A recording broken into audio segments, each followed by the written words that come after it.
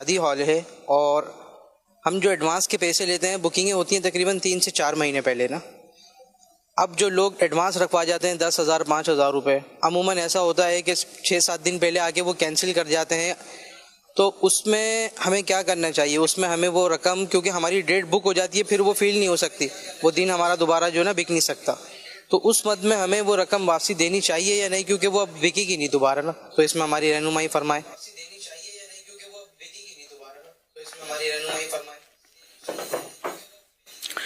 اس مسئلے میں واقعی آزمائش تو ہے کہ وہ رقم ضبط کر نہیں سکتے.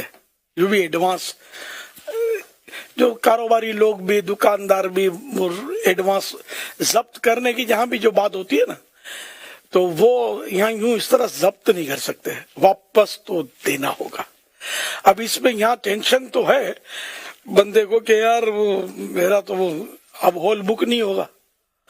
تو خیر آپ نے جیسے سوال میں یہ سنا، یا وہ جو بھی ہے دکان کرایہ وغیرہ، تو یہاں بس حکم شریعت پر عمل کرنے کی نیت کریں نا.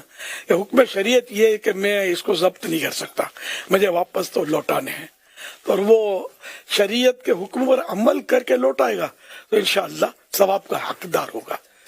یوں مطلب یہ کہ یہ ترکیب، اس میں لڑائی جھگڑا، گالی گلوچ، ایک دوسرے کو برا بھلا بولنا وغیرہ یہ نہیں ہونا چاہیے.